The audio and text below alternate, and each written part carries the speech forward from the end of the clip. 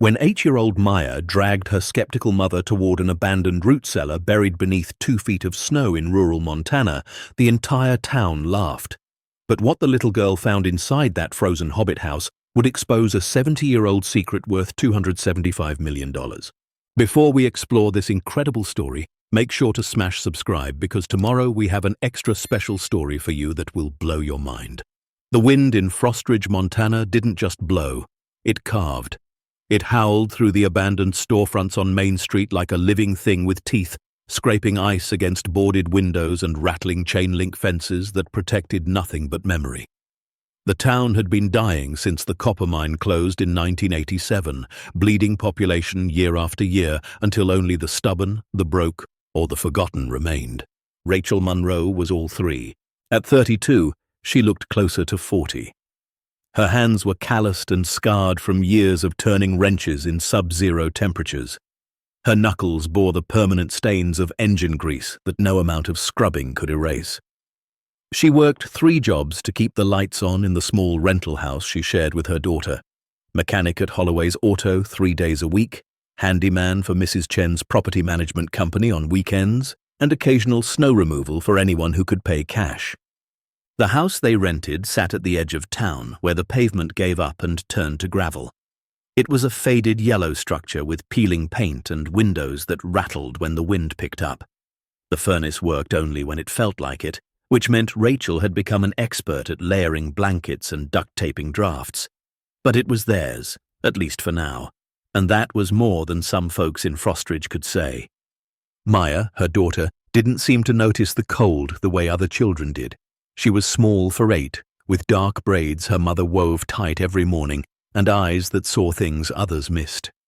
While other kids at Frostridge Elementary complained about the weather and begged their parents to move somewhere warmer, Maya spent her free time exploring the forgotten corners of town. Abandoned barns, overgrown cemeteries, the skeletal remains of the old mining operation on the hill. Rachel worried about it sometimes, the way Maya gravitated toward decay. But she also understood it. When you grew up poor in a dying town, you learned early that beautiful things were often hidden in broken places. You just had to know how to look. It was the first week of December when everything changed. The snow had come early that year, blanketing Frostridge in white silence by mid-November. School had let out early due to an approaching storm, and Rachel had picked Maya up in her battered Ford pickup, the heater blowing lukewarm air that smelled faintly of antifreeze. "Mama," Maya said from the passenger seat, her breath fogging the window as she traced patterns in the condensation. "Can we go past the Ashford place?" Rachel's hands tightened on the steering wheel. "Why would you want to go out there? There's nothing but empty land and trouble." "I just want to see it," Maya said quietly. "Please?" There was something in her daughter's voice, a gravity that didn't belong to an 8-year-old, that made Rachel relent. She turned left instead of right at the fork in the road, guiding the truck down a narrow lane that hadn't been plowed in decades. The Ashford property sat 3 miles outside town, 67 acres of scrub pine and frozen earth that nobody had touched since 1952. That was the year William Ashford disappeared. One day he was there, the reclusive banker who kept to himself and rarely came to town. The next, he was gone. No body, no note. Just an empty house that the bank eventually seized and sold off piece by piece until only the land remained. Most folks in Frostridge didn't talk about William Ashford. When they did, it was in hushed tones, the kind reserved for ghost stories and unpleasant truths. Some said he'd been murdered. Others claimed he'd run off with money that wasn't his. A few whispered about darker things, about deals made with the wrong people and debts that could only be paid in blood. All anyone knew for certain was that the land was cursed, or at least that's what the old-timers said. Rachel slowed the truck as they approached the property line, marked by a rusted cattle gate hanging crooked on its hinges.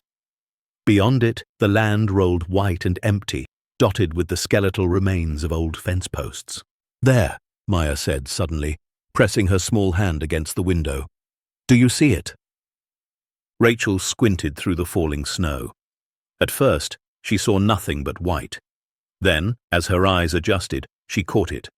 A small mound rising from the ground about 200 yards in, barely visible beneath the drifts. It looked like a hill that didn't belong, too symmetrical, too deliberate. "That's just an old root cellar," Rachel said, though something in her chest tightened when she said it. Lots of homesteads had them back in the day, kept vegetables cool in summer, above freezing in winter. "It's not just a root cellar," Maya insisted. "Look at the shape. It's different." Rachel stared harder. Her daughter was right. Most root cellars were simple mounds with a door cut into the side, but this one had a curved roof, almost dome-like, and what looked like stone archways half buried in snow. It reminded her of something from a fairy tale, something ancient and deliberate. The locals called it the Hobbit house. Rachel had heard the name thrown around at the diner, usually followed by nervous laughter. Nobody went near it. Parents warned their children away from the Ashford land. Teenagers who bragged about exploring it never actually did. "Can we get closer?" Maya asked. "Absolutely not," Rachel said, already turning the truck around. "Storm's coming, and I'm not getting stuck out here in the dark." But as they drove away, she caught Maya's reflection in the window. Her daughter wasn't looking at her. She was twisted in her seat, staring back at the mound until it disappeared behind the curtain of snow. That night, after a dinner of canned soup and toast, Maya sat at the kitchen table with her homework spread out in front of her. But she wasn't looking at her math worksheet. She was drawing. Rachel, washing dishes in the chipped porcelain sink, glanced over her shoulder and stopped. The drawing was detailed, far more than any 8-year-old should be capable of creating. Maya had sketched the root cellar from memory, but she'd added things Rachel didn't remember seeing. Stone steps leading down. Strange symbols carved into the archway. What looked like a heavy door, partially obscured by snow and time. "Baby," Rachel said carefully, drying her hands on a threadbare towel. "Where did you see all this?" Maya didn't look up. "It's there, I know it is." "How do you know?" "I just do." Rachel wanted to press, but something stopped her. Maya had always been different, always noticed things others didn't. When they'd moved to Frostridge 3 years ago, fleeing Maya's father and the wreckage of a marriage that should never have happened, Maya had been the one to find this rental house. She'd seen the faded for rent sign on a post at the edge of town that Rachel had driven past a dozen times. "We'll be safe here," Maya had said, and somehow, impossibly, they had been. The next few days brought a cold snap that made even the old-timers shake their heads. Temperatures plunged to 20 below zero. Rachel's truck barely started in the mornings. The schools stayed open, though half the kids stayed home. But Maya was restless. She paced the small house like a caged animal, drawing picture after picture of the root cellar. She asked Rachel questions her mother couldn't answer. Who built it? Why there? What happened to William Ashford? On the third day, Rachel gave in. "Fine," she said. "Saturday morning, if the weather breaks, we'll go back. But just to look. We're not going inside anything, and we're not staying long." Maya's face lit up like Christmas had come early. Saturday dawned clear and brutally cold. The sky was that particular shade of blue that only appeared in the deepest part of winter, hard and crystalline. Rachel loaded a thermos of coffee, flashlights, and a crowbar into the truck bed. She told herself the crowbar was just a precaution, something to pry the truck free if they got stuck. But deep down, she knew she was preparing for something else. Maya climbed into the truck wearing every layer she owned. Her eyes were bright, her hands trembling with excitement rather than cold. They drove out to the Ashford property in silence. This time, Rachel parked at the gate and they walked in, their boots crunching through snow that had crusted over in the cold. The mound rose before them, larger than Rachel remembered. Up close, she could see what Maya had drawn. Stone steps barely visible beneath the snow. An archway of fitted stones that seemed far too sophisticated for a simple root cellar. "This isn't right," Rachel muttered, brushing snow away from the stonework with her gloved hand. "This is old, really old." Maya was already ahead of her, clearing snow from what looked like a door. It was heavy wood, reinforced with iron bands that had rusted but held. The hinges were massive, the kind you'd see on a bank vault or a fortress. "Maya, stop," Rachel said, but her voice lacked conviction. "There's something here," Maya said, and she wasn't talking like a child anymore. Her voice carried certainty, the kind that made the hair on Rachel's neck stand up. "We're supposed to find it." Rachel opened her mouth to argue, to pull her daughter back to the truck, to forget this whole thing. But then she saw them, markings, carved into the stone above the door, worn smooth by time and weather, but still visible if you knew how to look. They weren't English. They weren't anything Rachel recognized. But they were deliberate, purposeful, arranged in patterns that suggested meaning. She pulled out her phone and took photos, knowing even as she did that she had no service out here, that she'd have to wait until they got back to town to look anything up. But she needed documentation, proof that she wasn't imagining this. "Mama," Maya said softly, "I think someone's watching us." Rachel's head snapped up. She scanned the tree line, the empty expanse of white, but saw nothing. "What makes you say that?" "I just feel it." They stood there for a long moment, mother and daughter, the wind pulling at their coats. Then Rachel made a decision. "We're going back to town, but I'm going to find out more about this place, about William Ashford, about what this really is." Maya nodded, satisfied for now. As they walked back to the truck, Rachel glanced over her shoulder once, and there, barely visible in the tree line, she thought she saw movement, a flash of dark against white. But when she blinked, it was gone. The Frostridge Public Library was housed in what used to be a bank, built during the copper boom of the early 1900s. It still had the original vault door, now propped open and leading to the reference section. The librarian, a woman named Patricia, who had to be pushing 70, looked up in surprise when Rachel and Maya pushed through the heavy oak doors Monday afternoon. "Well," Patricia said, setting down her mug of tea, "don't see you too often. What brings you in?" "William Ashford," Rachel said, unwinding her scarf. "I need to know everything you have on him and his property." Patricia's expression shifted, pleasant to guarded in the space of a heartbeat. "That's old history. Not much to tell." "Then it shouldn't take long to show me what you have." They stared at each other across the circulation desk. Finally, Patricia sighed. "There's a file in the local history section, but I'm warning you, it's not a happy story." The file was thin, disappointingly so, a few newspaper clippings from the Frostridge Gazette, yellowed with age. A property deed from 1947. A grainy photograph of a man standing in front of a modest house, his face half shadowed by a hat. William Ashford had come to Frostridge in 1946, just after the war ended. He bought 67 acres on the outskirts of town and set himself up as a private banker, serving the wealthy families that dotted the Montana Territory. He was quiet, professional, and intensely private. He never married, never socialized, just worked. Then, in March of 1952, he vanished. The house was found empty, no signs of struggle, no indication of where he'd gone. The local sheriff at the time conducted a brief investigation, but found nothing. Eventually, William Ashford was declared legally dead, and his assets were seized by the state. But here's what caught Rachel's attention.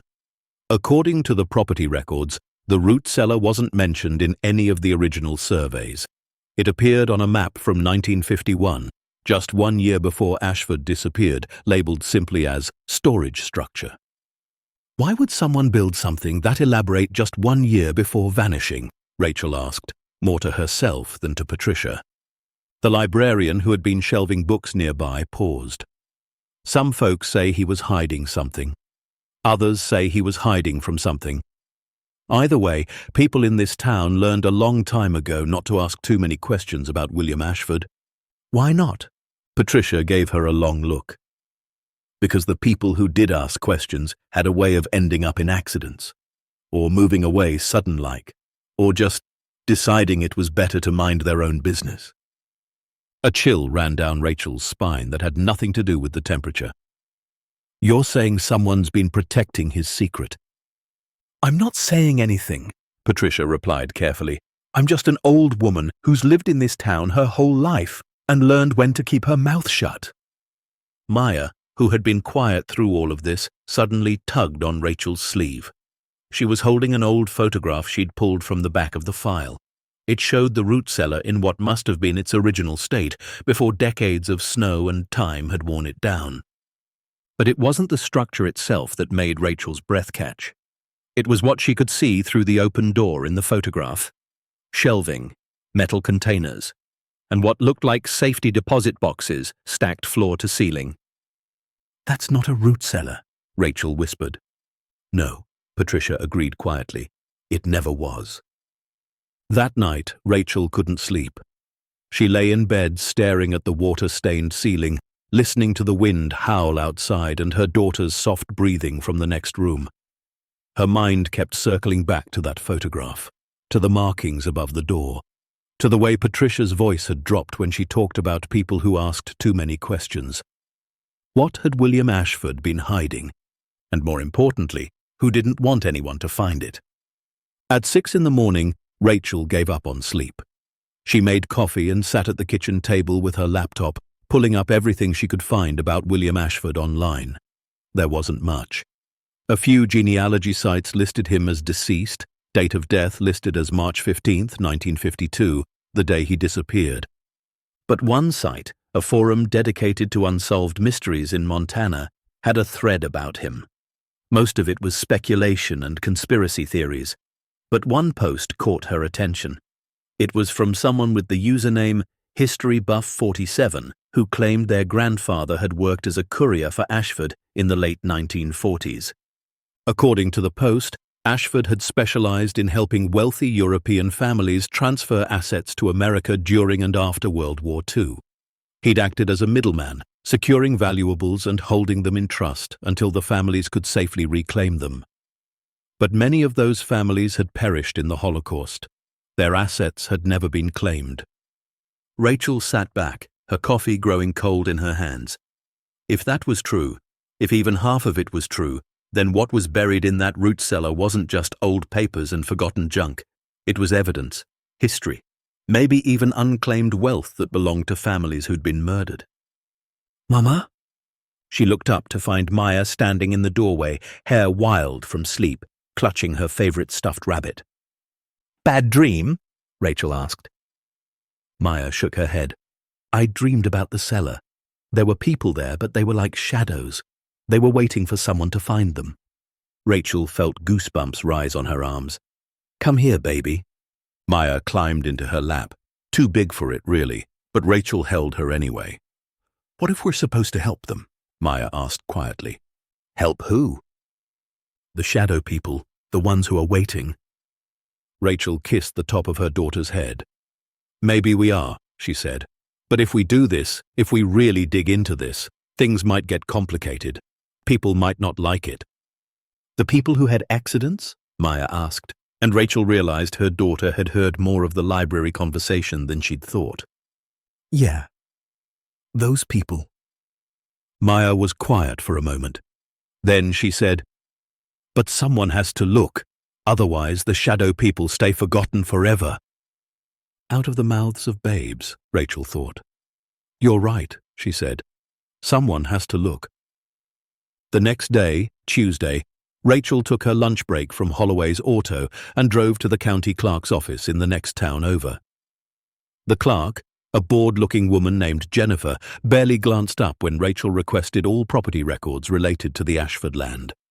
What she found made her hands shake. The property had changed hands 6 times since 1952, but every single buyer was a limited liability company with a registered agent in Delaware. Shell companies, every last one of them. And when she cross-referenced the filing dates, she found something even stranger. They were all registered within weeks of anyone showing serious interest in the property. In 1973, a developer had tried to buy the land to build vacation homes. 2 weeks later, a shell company swooped in and outbid him. In 1989, the county had attempted to seize the property for unpaid taxes. Suddenly, all back taxes were paid in full by yet another shell company. Someone had been actively maintaining ownership of that land for over 70 years. Someone with money. Someone who wanted to make sure nobody got too close to whatever was buried beneath that dome of stone and earth. Rachel took photos of every document, her heart pounding. This was bigger than she'd imagined. This wasn't just local history. This was deliberate, organized, expensive protection of a secret. She was so absorbed in her discovery that she didn't notice the man standing behind her until he spoke. "Find what you were looking for?" Rachel spun around. He was older, 60-something, with silver hair and an expensive wool coat that marked him as out of place in rural Montana. His eyes were cold, calculating. "Just doing some research," Rachel said carefully. "On the Ashford property," he said. It wasn't a question. "You and your daughter were spotted out there Saturday. People noticed." Rachel's blood ran cold. "I don't know what you're talking about." "I think you do." He pulled a business card from his pocket and set it on the table. "My clients would like to make you an offer. $5,000, cash, for you to forget about William Ashford and stay away from that property." Rachel stared at the card. It was blank except for a phone number. "Who are your clients?" "People who value privacy. People who don't like complications." "What if I say no?" His smile didn't reach his eyes. "Then you're making a very unfortunate decision. For you and for your daughter." He turned and walked out, leaving Rachel standing there with shaking hands and a folder full of documents that suddenly felt like a death sentence. She drove back to Frostridge in a daze, barely seeing the road. Someone knew, someone was watching, and they'd just threatened her child. Every maternal instinct screamed at her to walk away, to take the money, to forget the whole thing. But when she pulled into the driveway and saw Maya's face pressed against the window waiting for her, she knew she couldn't. Because Maya was right. Someone had to look. Someone had to remember. And somehow, impossibly, that someone had become a broke mechanic and her 8-year-old daughter who saw things others refused to see. That evening, after Maya had gone to bed, Rachel sat at the kitchen table and called the one person she thought might help. Dean Carver was a retired lawyer who lived 2 towns over. He'd handled her divorce 3 years ago, taking her case pro bono when he learned she was fleeing domestic violence. She told him everything. The root cellar, the photograph, the shell companies, the man in the expensive coat. Dean listened in silence. When she finished, he let out a low whistle. "Rachel, do you understand what you're describing? If that vault contains unclaimed assets from Holocaust victims, we're talking about something that could involve international law, estate claims, maybe even war crimes documentation." "I know it sounds crazy." "It doesn't sound crazy," he interrupted. "It sounds dangerous. These shell companies, the active protection of the property, the threats. Someone's been sitting on this for decades. They're not going to let it go without a fight." "So what do I do?" There was a long pause. Then Dean said, "You have 2 choices. Walk away and keep your daughter safe, or document everything, get legal protection, and prepare for the fight of your life." Rachel closed her eyes. She thought about Maya's drawing, about the shadow people waiting, about families who'd lost everything and never knew their treasures had been preserved by a reclusive banker in the middle of Montana. "I need to know what's in there," she said quietly. "I need to know the truth." "Then we do this right," Dean said. "No more going out there alone. No more amateur detective work. Tomorrow I'm filing a motion with the county to investigate abandoned property for historical preservation. That gives us legal cover. And I'm calling a friend who works with the Holocaust Museum. If there's anything in that vault related to stolen assets, she'll know how to handle it." "What about the threats?" "I'm also calling the state police. Death threats aren't something we take lightly." After they hung up, Rachel walked to Maya's room and stood in the doorway, watching her daughter sleep. Maya looked so small, so vulnerable beneath her pile of quilts. Rachel had spent 3 years trying to keep her safe, trying to build a life where Maya could just be a kid. But maybe protecting her daughter didn't always mean shielding her from hard things. Maybe sometimes it meant teaching her to stand up for what was right, even when it was scary. Especially when it was scary. The next morning, Rachel woke Maya earlier than usual. "I need to talk to you about something important," she said, sitting on the edge of her daughter's bed. Maya rubbed her eyes. "About the cellar?" "Yeah, about the cellar. What we found, what you found. It might be really important. There might be things in there that belong to families who died a long time ago. Families who never got to come back for their treasures." Maya sat up, suddenly alert. "So we're going to help them?" "We're going to try, but it might be dangerous. There are people who don't want us looking, people who might try to scare us." "Like the Shadow Man?" Maya asked. Rachel blinked. "What Shadow Man?"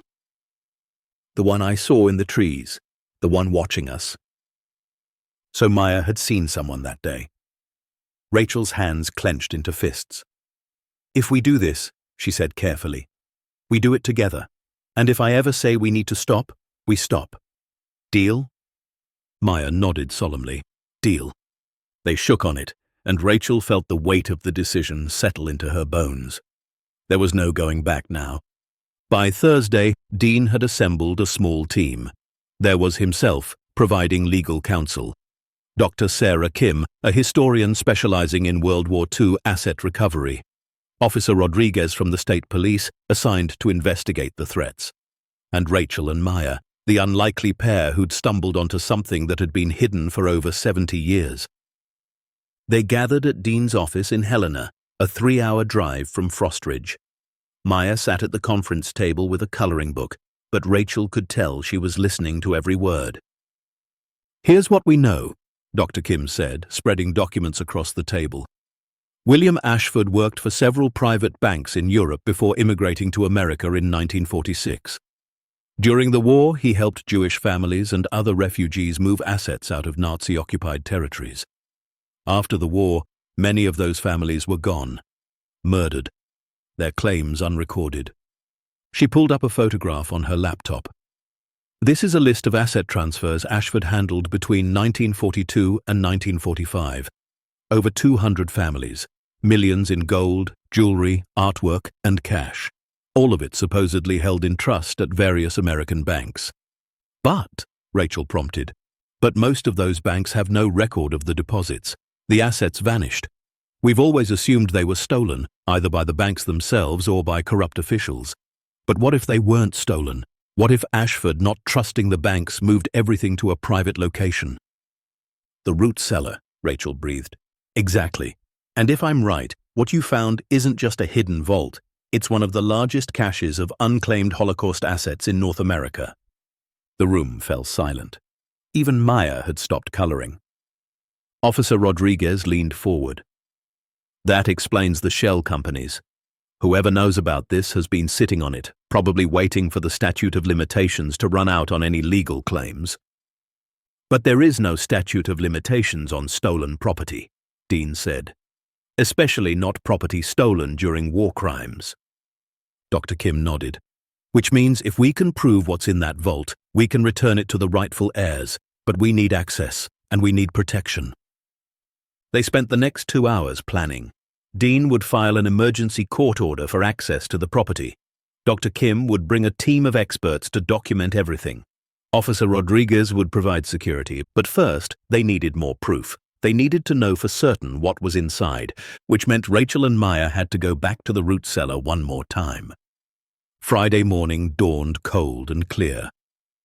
Rachel loaded the truck with everything they might need: bolt cutters, a battery-powered saw, cameras, extra flashlights.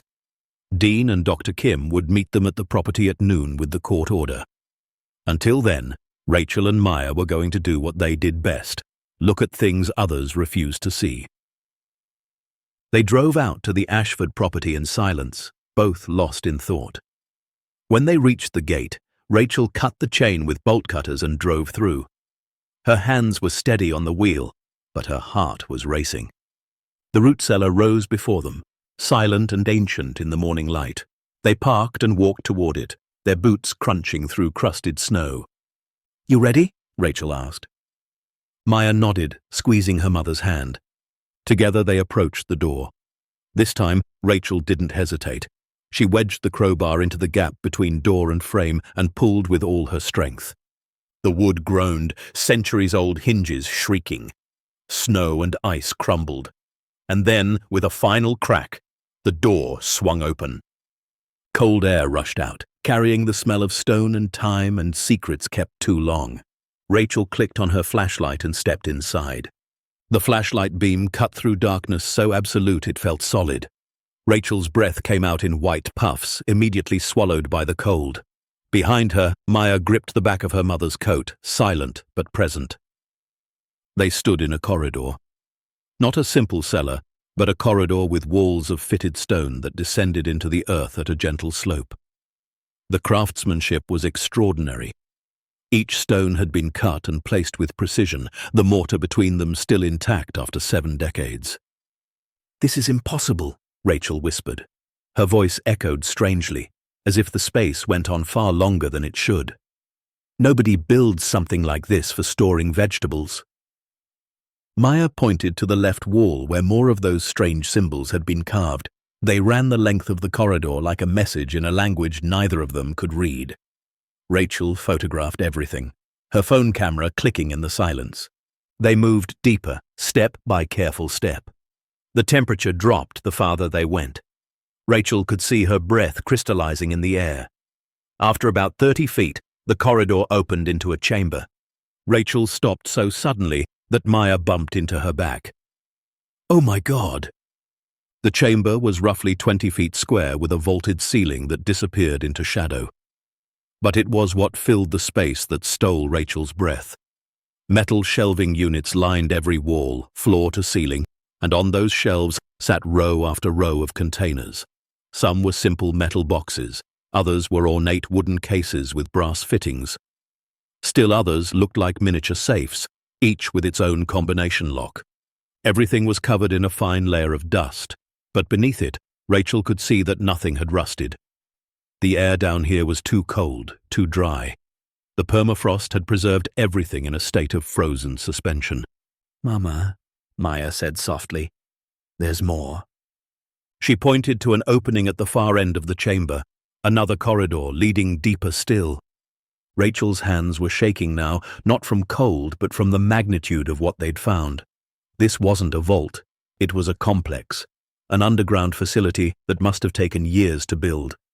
And William Ashford had done it all in secret, right under the nose of an entire town. They crossed the first chamber carefully, Rachel's flashlight sweeping over labels attached to some of the containers. Most were written in neat, faded script. Family names, some in German, some in Polish, some in languages Rachel didn't recognize. Each label included a date, all from the early to mid-1940s. The second corridor was shorter, only about 15 feet, and it opened into a smaller room. This one looked different, more personal. There was a desk made of solid oak, remarkably well preserved. A chair sat tucked beneath it, and on the desk's surface, protected by what looked like a glass case, were several leather-bound journals. Rachel approached the desk slowly, reverently. She lifted the glass case, surprised by how smoothly it moved, and opened the first journal. The pages crackled slightly, but the ink was still legible. The handwriting was precise, almost mechanical in its uniformity. The first entry was dated January 3rd, 1947. "I have completed the construction of the repository," it read. 7 years of planning, 3 years of building, all done in absolute secrecy. The families entrusted me with their most precious possessions, believing the banks would keep them safe. But I learned too late that banks can be corrupted, officials can be bought. Only the earth itself can be trusted to guard what must be protected. Rachel flipped through pages, her heart pounding. Entry after entry detailed William Ashford's mission. He had worked as a courier during the war, helping Jewish families and other refugees move assets out of Europe. Gold, jewelry, artwork, documents, anything of value that could be liquidated to help them start new lives if they survived. But so many hadn't survived. The Goldstein family, one entry read. 3 generations, mother, father, 2 children and the grandparents. Their entire estate converted to bearer bonds and placed in my care in 1943. They were to reclaim it in New York after the war. I received word yesterday that they perished at Auschwitz in 1944. The bonds remain unclaimed, waiting. Rachel felt tears burning in her eyes. Page after page, the same story. Families who had trusted Ashford, families who never came back. By his own accounting, out of 217 families whose assets he'd secured, only 31 had survived to reclaim their property. The others, he wrote in an entry from 1951, remain in trust. I cannot release them to the banks. Too many have already been lost to corruption, to greed, to men who saw opportunity in tragedy. I have built this place to protect what remains. When the time is right, when honest people can be trusted to do what is just, then perhaps the truth can be revealed. Until then, I am their guardian, their only guardian. The final entry was dated March 14, 1952, one day before he disappeared. They know, it said simply. The shell companies I created to protect the land have been compromised. Someone in town has been asking questions. I fear my time is running out. If you are reading this, then I am likely dead. Please, honor my promise to these families. Return what is theirs. Let them be remembered. Rachel closed the journal, her hands trembling. She looked at Maya, who had been reading over her shoulder, and saw tears tracking down her daughter's cheeks. They never got to go home, Maya whispered. No, baby, they didn't. Rachel carefully placed the journal back on the desk and turned her attention to the shelving units in this room. They were different from the ones in the main chamber. These held documents, thick folders arranged by family name, each one containing what looked like estate records, photographs, and detailed inventories. She pulled one at random. The folder was labeled Weiss Family, Vienna. Inside were photographs of a young couple standing in front of a shop. Their smiles were bright, hopeful. There were birth certificates for 3 children, a deed to a building, and a heartbreaking inventory list. Wedding rings, too, gold engraved with initials MW and JW, candlesticks, silver, 7, family heirlooms from 19th century, menorah, brass, dated 1793, artwork, oil painting, landscape by unknown artist, believed to be significant value. At the bottom of the inventory, in Ashford's precise handwriting, family did not survive. Confirmed 1946. Assets held in perpetuity, pending rightful heirs. Rachel replaced the folder with shaking hands and pulled another, and another. Each one told the same story. Lives reduced to lists, treasures that were meant to build futures, trapped in frozen time. How many? Maya asked quietly. Rachel looked at the shelving. Hundreds of folders, maybe thousands. I don't know, baby. A lot. They spent the next hour documenting everything. Rachel photographed the journals, the folders, the inventory lists. Maya, with the careful precision only a child could manage, began making notes in a small notebook she'd brought, listing the family names she could read. Then Maya found the third chamber. It was hidden behind what looked like a solid wall, but when Maya leaned against it, the wall shifted slightly. A door, cleverly disguised to blend with the stone. Together, they pushed it open. This room was the smallest yet, maybe 10 feet by 10 feet, and it was filled with safety deposit boxes. Not the kind you'd find in a modern bank, but old-fashioned heavy steel boxes with mechanical locks. They were stacked on shelves, each one numbered and tagged. Rachel approached the nearest box and read the tag. Contents, 14 ounces gold. Approx value 1947, $490. Current estimated value, unknown. She moved to another box. Contents, diamond bracelet, emerald necklace, pearl strand, property of Rosenberg family, Munich.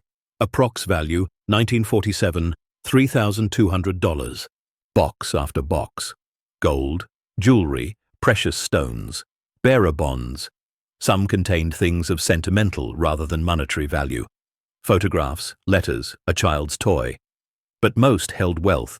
Real, tangible wealth that had been sitting in this frozen vault for over 70 years. Rachel pulled out her phone and tried to do quick math, but the numbers became incomprehensible.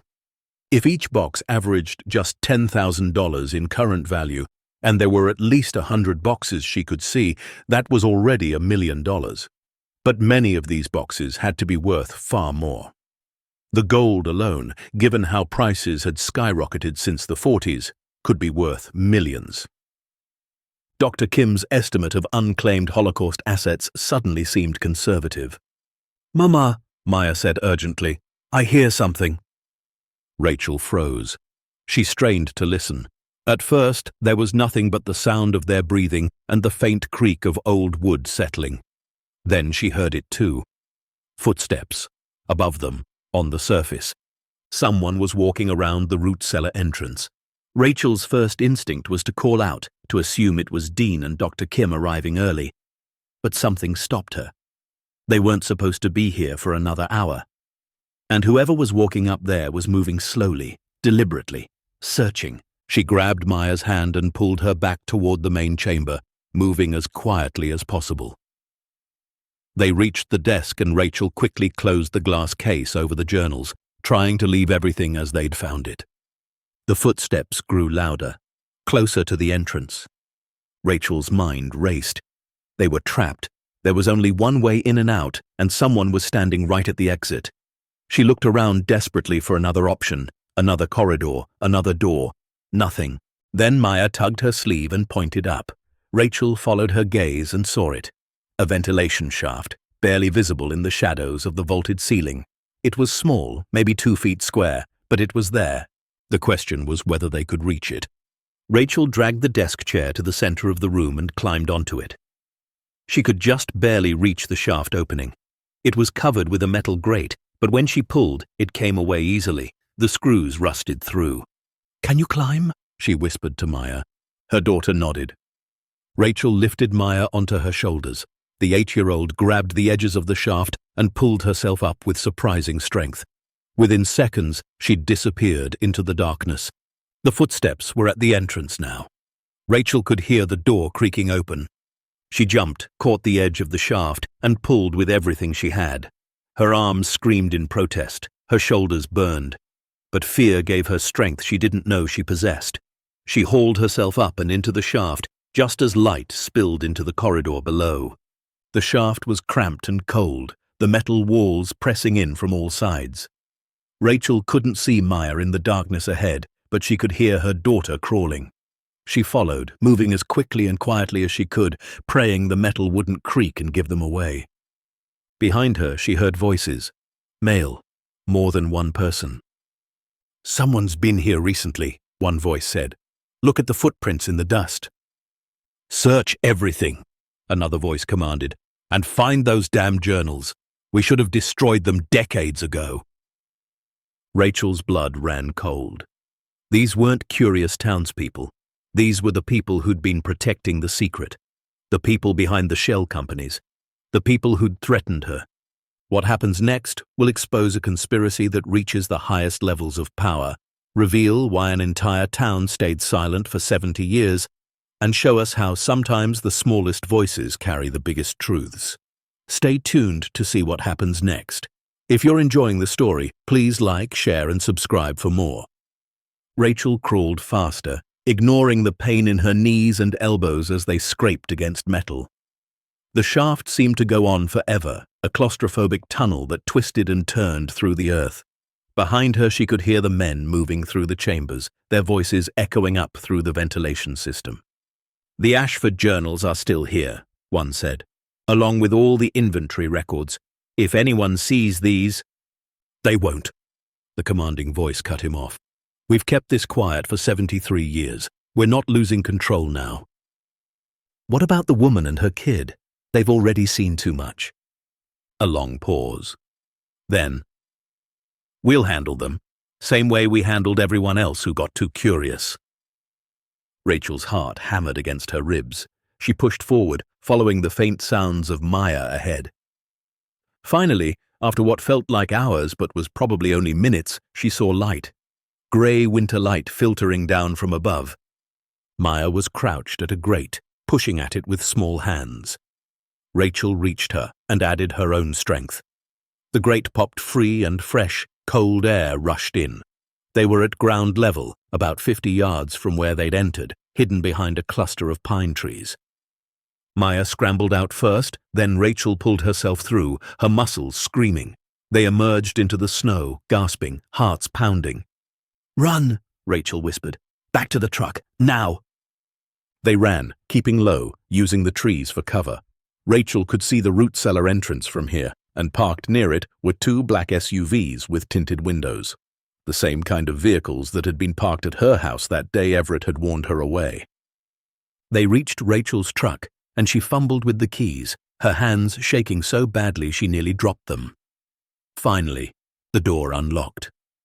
They jumped inside, and Rachel started the engine, throwing the truck into reverse. As they backed away, she saw three men emerge from the root cellar. One of them pointed at the truck. Another pulled out a phone. Rachel didn't wait to see what happened next.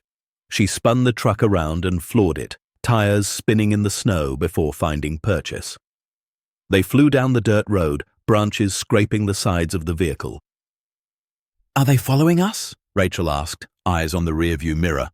Maya turned to look out the back window. "I don't see them yet." Yet being the operative word. Rachel knew they would follow, knew this wasn't over. She grabbed her phone from the cup holder and called Dean with one hand while steering with the other. He answered on the second ring. "Rachel, we're about 20 minutes out." "Don't come to the property," Rachel said urgently. "There are men here. They know about the vault. They know we've been inside. They just threatened to handle us the same way they handled everyone else who got too curious." Silence. Then, "Get to the state police station in Helena. I'll meet you there with Officer Rodriguez. Don't stop for anything." Rachel ended the call and pressed harder on the accelerator. The truck shuddered as it hit 40, then 50 miles per hour on the icy road. She shouldn't be going this fast, but she had no choice. Behind her, she could now see the black SUVs emerging from the property, turning onto the road. "They're coming," Maya said, her voice small but steady. "I know, baby, hold on." The road twisted through dense forest, each curve a gamble on ice-slicked pavement. Rachel's knuckles were white on the steering wheel. She'd grown up in Montana, knew how to drive in winter conditions, but this was different. This was escape. The SUVs were gaining. They had better tires, better traction, better everything. Rachel watched in the mirror as they closed the distance. 200 yards, 150, 100. Then, around a sharp bend, Rachel saw salvation. A highway patrol car parked in a turnout, the officer inside sipping coffee. Rachel laid on her horn and flashed her lights, swerving to a stop beside the patrol car. The officer, a young woman with her hair pulled back in a severe bun, jumped out in surprise. "Please," Rachel gasped, rolling down her window. "Those vehicles behind us, they threatened my daughter. We need help." The officer's hand went to her sidearm as she looked past Rachel's truck to the approaching SUVs. But as soon as the black vehicles saw the patrol car, they slowed. One pulled into a turnout, the other made a U-turn and headed back the way they'd come. "Ma'am," the officer said carefully, "can you tell me what's going on?" Rachel took a shaking breath. "My name is Rachel Monroe. I need to speak with Officer Rodriguez from the state police. He's investigating threats against me and my daughter related to property fraud and possible concealment of Holocaust assets." The officer's eyebrows shot up. "Holocaust assets?" "Yes, please. Can you call him or escort us to Helena? I have evidence, photographs. We just came from an underground vault filled with stolen property worth millions, and the people who've been hiding it just threatened our lives." The officer studied Rachel's face, then looked at Maya, who was pale and trembling in the passenger seat. Whatever she saw there convinced her. "Follow me," she said. "I'll escort you to Helena, and I'm calling this in right now." The drive to Helena took 2 hours, Rachel's truck following the patrol car the entire way. By the time they arrived at the state police headquarters, Dean was waiting outside with Officer Rodriguez and 3 other officers Rachel didn't recognize. "Thank God," Dean said, pulling Rachel into a quick hug.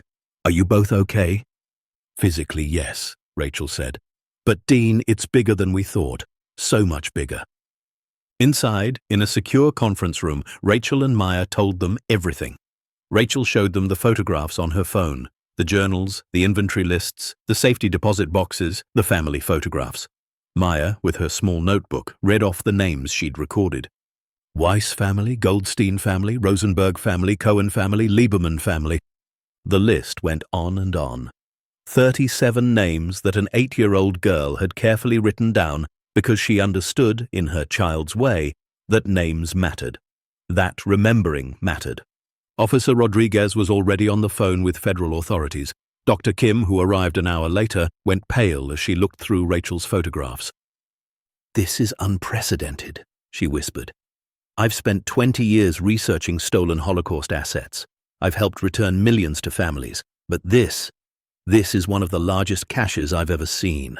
And it's been sitting here in Montana for over 70 years while people pretended it didn't exist." "Not pretended," Rachel corrected. "They knew. Those men at the vault, they said they've been keeping it quiet for 73 years.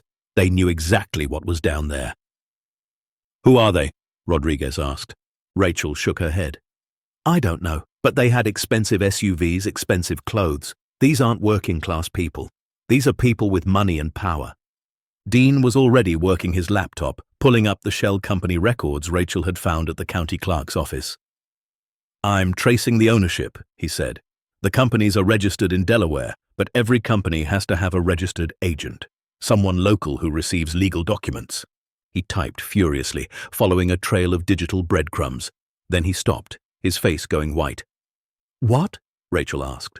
"What did you find?" Dean turned the laptop around. On the screen was a name, Thomas Holloway, registered agent. Beneath that, an address in Frostridge. Rachel felt like she'd been punched. "Holloway? As in Holloway's Auto? My boss?" "It gets worse," Dean said, scrolling down. "His father, Richard Holloway, was the registered agent before him, and before that, his grandfather, James Holloway. The family has been maintaining these shell companies for 3 generations. Rachel sat down hard. Thomas Holloway was a man she saw every day. A man who'd given her a job when she was desperate. A man who'd acted like a mentor, teaching her advanced engine work, letting her bring Maya to the shop when she couldn't afford daycare. "He knew," she whispered. "The whole time. He knew what was out there." Maya tugged on her sleeve. "Mama, there's something else." Rachel looked at her daughter. "What, baby?" "In the vault, when we were hiding. One of the men, I heard his voice before, at the auto shop. He came to talk to Mr. Holloway last week. I remember because he had a funny accent." Officer Rodriguez leaned forward. "What kind of accent?" "Like he was trying to sound American but wasn't," Maya said. "And he called Mr. Holloway Tommy, said they needed to accelerate the timeline because someone was asking questions." Rachel's head spun. The man in the expensive coat at the county clerk's office, the threats, the shell companies. It was all connected, and it led straight back to people she'd trusted. "We need to move fast," Rodriguez said, standing. "If they know Rachel has evidence, they'll try to destroy the vault, or worse, move everything before we can secure it." Dr. Kim nodded. "We need a federal judge to issue an emergency preservation order, tonight." "I'll make the calls," Dean said. But Rachel was thinking about something else. "The journals," she said. "William Ashford's journals. They're still down there. If those men destroy them, we lose the only documentation of who those families were. The only proof of what was taken from them." "We can't go back tonight," Rodriguez said. "It's too dangerous." "Then we go tomorrow," Rachel said firmly. "At first light, with as many officers as you can spare. Because those families have been waiting 70 years for justice. I'm not letting them wait another day just because some corrupt men want to protect their secrets." The room fell silent. Then Dr. Kim spoke, her voice thick with emotion. "My grandmother was a refugee. She lost everything in the war, her family, her home, everything. She spent the rest of her life wondering what happened to the things they'd left behind, the photographs, the heirlooms. She died never knowing." She looked at Rachel with tears in her eyes. "You're right. Those families have waited long enough." Officer Rodriguez made a decision. "Okay, tomorrow at 0600 hours. I'll have a tactical team, a federal warrant, and enough firepower to make sure nobody interferes.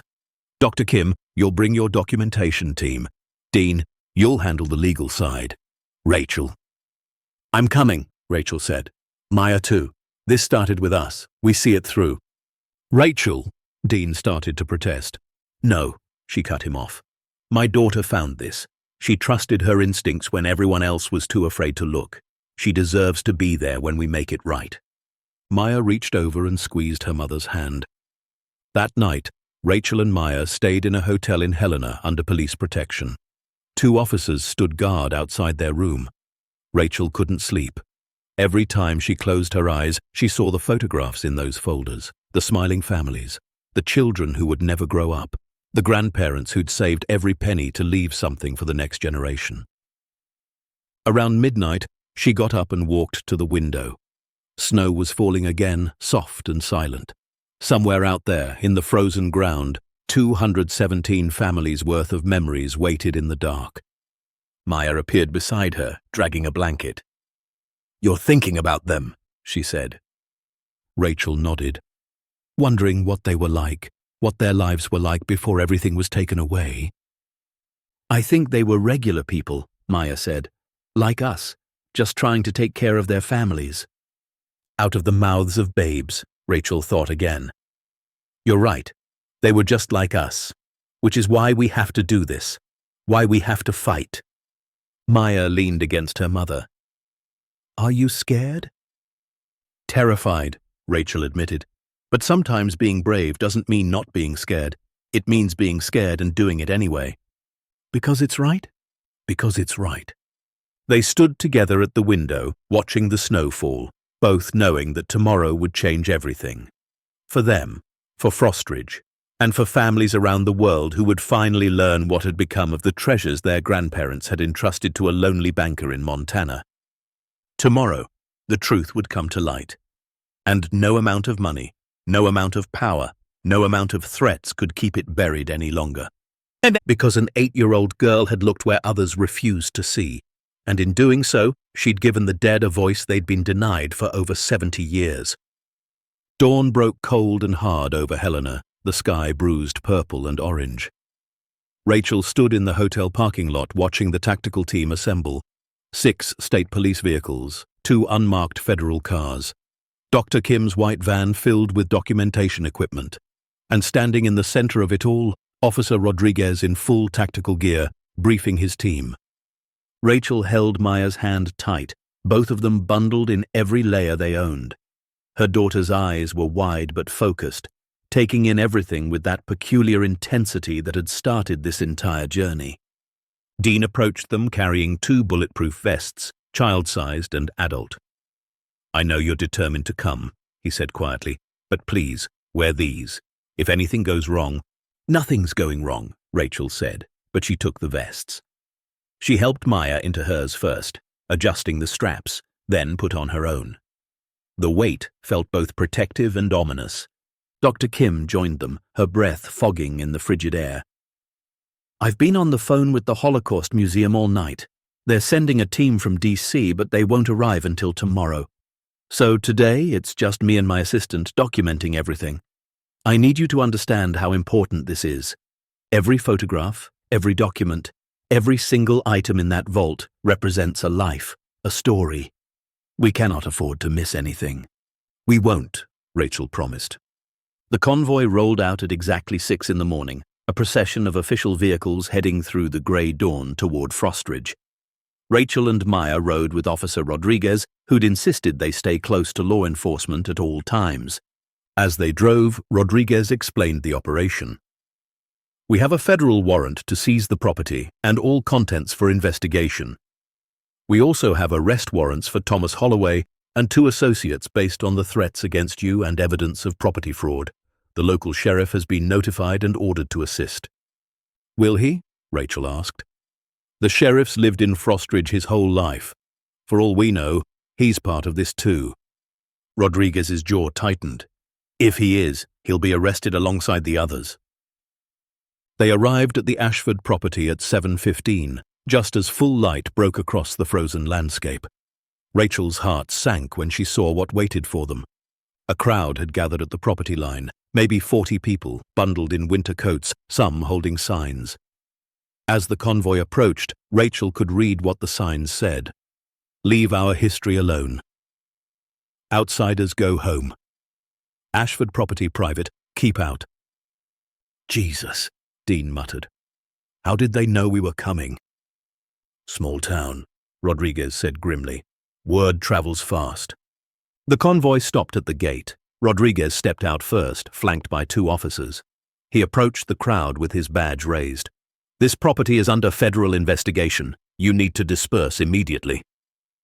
A man stepped forward from the crowd. He was in his 60s, tall and thick-shouldered, wearing an expensive parka. Rachel recognized him immediately.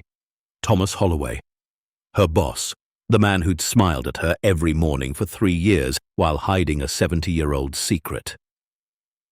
Officer, Holloway said, his voice carrying across the cold air, I think there's been a misunderstanding. This property is privately owned. These folks here are concerned citizens protecting their town's heritage from outside interference. The property is currently held by a shell corporation registered in your name, Rodriguez countered. A shell corporation used to conceal evidence of fraud and theft. Stand aside. Holloway's expression hardened. I want to see your warrant. Rodriguez produced the document. Holloway read it slowly, deliberately, while the crowd murmured behind him. Finally, he handed it back. This won't stand. I have lawyers, good ones. By tomorrow, this warrant will be dismissed and you'll be facing a lawsuit for harassment. That's your right, Rodriguez said. But today, right now, this property is under federal control. Move aside or be arrested for obstruction. For a long moment, nobody moved. The tension was so thick, Rachel could barely breathe. Then Holloway stepped back, his eyes scanning the vehicles until they landed on Rachel's face through the window. The look he gave her was pure venom. No more friendly boss, no more paternal mentor, just cold, calculated hatred. Rachel forced herself to meet his eyes, to not look away. Finally, Holloway turned to the crowd. Let them through. We'll handle this through proper legal channels. The crowd parted reluctantly. The convoy drove through, and Rachel released a breath she didn't know she'd been holding. That was just the opening act, Dean said quietly. It gets harder from here. He was right. The entrance to the root cellar had been damaged. Someone had tried to collapse the entryway, piling stones and debris to block access. It took the tactical team an hour to clear it, and when they finally opened the door, they found something that made Rachel's blood run cold. The first chamber had been ransacked. Containers lay open, their contents scattered, papers littered the floor. Someone had been here during the night, searching for something. Dr. Kim went pale. Please tell me they didn't take the journals. They moved quickly to the second chamber, the one with the desk. Rachel's heart was in her throat. But when they arrived, she nearly wept with relief. The glass case was still intact. The journals were still there. They didn't know about the hidden room, Maya said, pointing to the disguised door. They didn't find everything. She was right. The third chamber, with its safety deposit boxes, was untouched. Whoever had been here had focused on the main vault, probably looking for the most obviously valuable items. Dr. Kim immediately began photographing everything while her assistant set up lighting equipment. Officer Rodriguez and his team swept the entire complex, documenting every chamber, every corridor, every hidden space, and there were more hidden spaces than they'd realized. Behind the third chamber was a fourth, smaller room filled with artwork. Paintings wrapped in protective cloth, sculptures packed in straw, each piece tagged with family names and origin locations. Behind that was a fifth chamber containing nothing but documents. Deeds, contracts, stock certificates, all carefully preserved, all belonging to families who'd never returned to claim them. This is going to take days to catalogue, Dr. Kim said, her voice shaking. Maybe weeks. Rachel stood in the center of the main chamber, slowly turning in a circle. He built a museum, she said softly. William Ashford built an underground museum to preserve their lives. Everything they were, everything they owned. He couldn't save them, but he saved their memory. Maya tugged her mother's hand. Mama, look. She was pointing at something Rachel had missed before. On one wall, barely visible in the shadows, were photographs, hundreds of them, mounted on boards and arranged chronologically. Family portraits, wedding photos, children's school pictures, baby photographs, faces, smiling, hopeful faces from another time, another world. Rachel approached slowly, reading the names beneath each photo. Weiss, Goldstein, Rosenberg, Cohen, Lieberman, all the names Maya had written in her notebook, and dozens more. "He wanted us to remember them as people," Rachel whispered. "Not as victims, not as numbers, as people." Dr. Kim came to stand beside her, tears streaming down her face. "This is extraordinary. Most Holocaust documentation focuses on death, on loss. But this is about life, about who they were before it was all taken away. They worked through the morning and into the afternoon, documenting everything. Dr. Kim's assistant photographed each item. Rodriguez's team created an inventory. Dean worked on his laptop, beginning the legal process of identifying potential heirs. Maya, with permission from Dr. Kim, helped organize the family folders, arranging them alphabetically and making sure each photograph was matched with the correct documentation. "You're a natural archivist," Dr. Kim told her. "When you're older, if you ever want to work in historical preservation, you call me." Maya beamed. Around 3 in the afternoon, Officer Rodriguez received a call. His expression darkened as he listened.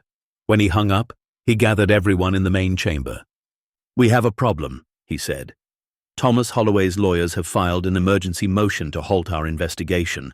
They're claiming the warrant was obtained through false pretenses and that we're destroying private property." "That's ridiculous," Dean said. "We have photographs proving Rachel and Maya were threatened. We have documentation of the shell companies." "I know," Rodriguez cut him off. "But they've also gotten the local sheriff to file a complaint alleging jurisdictional overreach. The federal judge is holding a hearing tomorrow morning to determine if we can continue." Rachel felt her stomach drop. "What happens to the vault in the meantime?" "We seal it, postguards, no one in or out until the judge makes a ruling. And if the judge rules in Holloway's favor?" Rodriguez's silence was answer enough. That night, back in Helena, Rachel couldn't eat, couldn't sleep. She sat in the hotel room staring at the photographs on her phone, the faces of families who'd been waiting 70 years for someone to remember them. Maya sat beside her, equally quiet. Finally, she spoke. "We can't let them bury it again. I know, baby, but I don't know how to stop them. They have money, lawyers, power." "We have truth," Maya said simply. "Doesn't truth matter more?" Rachel wanted to say yes, wanted to believe that truth always won in the end. But she'd lived long enough to know better. Truth without power was just words, and words could be silenced. Dean called around 9. "I've been going through William Ashford's journals more carefully. Rachel, there's something you need to see." He arrived at their hotel room 20 minutes later with his laptop. On the screen was a photographed page from one of the journals, dated March 13th, 1952. "Read this," Dean said. Rachel read aloud. "They have found me. The Holloway family and their associates. They know about the repository, though not its exact location. James Holloway came to my home tonight with an offer, $50,000 to tell them where the assets are stored. When I refused, he threatened me. Said there are ways of making men talk, ways of making men disappear. I fear I have only days left. I've made arrangements to transfer the property into a legal trust, but I don't know if I'll live long enough to complete the paperwork. If I die, I pray someone eventually finds this place. Someone honest. Someone who will do what I could not. Return these treasures to those who deserve them." Rachel looked up, her hands shaking. He knew they were going to kill him. Dean nodded grimly. "And here's the thing. The next entry is March 14th, the day before he disappeared. It says, 'James Holloway returned with 2 men I did not recognize. They searched my house while Holloway questioned me. I told them nothing, but I saw in his eyes that my silence has sealed my fate. Tonight, I will go to the vault one final time to hide this journal where only someone truly looking will find it, and then I will wait for what comes.'" "There's no entry for March 15th, Maya said. "No," Dean confirmed. Because William Ashford was murdered on March 15, 1952, and the Holloway family has been covering it up ever since. Rachel sat back, her mind racing. Can we prove it? Not without his body, but we can prove conspiracy to conceal stolen property. We can prove fraud. We can prove the threats against you. And we can prove that Thomas Holloway has been actively maintaining shell companies to hide evidence of crimes committed by his grandfather. Is that enough? Dean was quiet for a moment. I don't know. In a normal case, maybe. But this isn't a normal case. The Holloway family has deep roots in this community. They employ half the town at the auto shop and related businesses. People are going to be reluctant to believe they've been complicit in something this dark. Then we make them believe, Rachel said. We show them. All of it. How? Rachel looked at Maya, then back at Dean. The town hall meeting. There's one scheduled for tomorrow night, right? Where the town council discusses community business. Dean blinked. Yes, but nothing. It's a public meeting. Anyone can attend. Anyone can speak during public comment. Rachel's voice grew stronger. We show up. We bring the evidence, the photographs, the journals, the documentation. We make them look at the faces of the families whose treasures have been hidden away. We make them understand what's at stake. Rachel, that could be dangerous.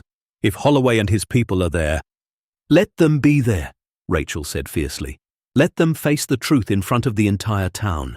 Let them try to explain why they've been hiding evidence of the Holocaust for 3 generations.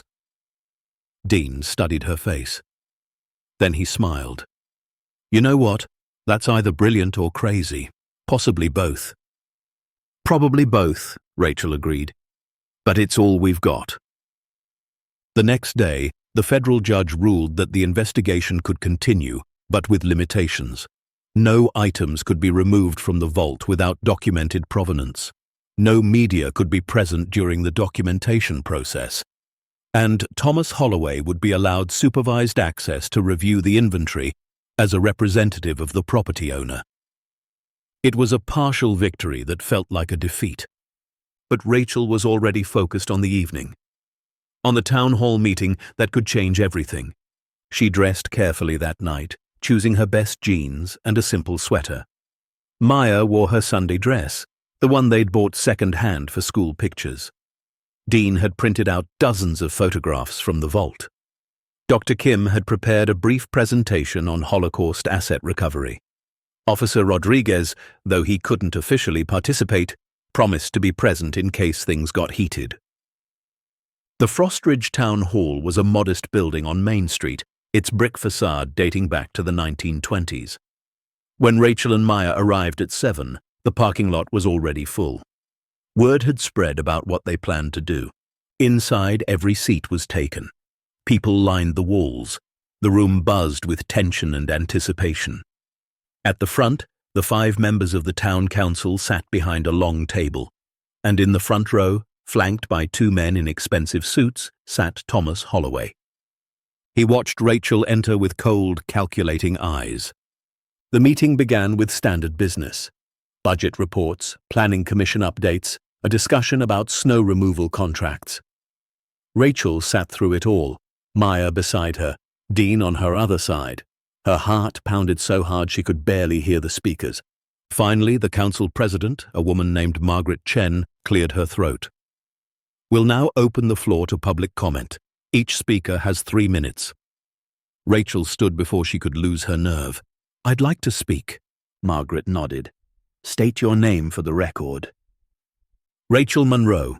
I live at 212 Birch Street. She walked to the front of the room, her legs shaky but her voice steady.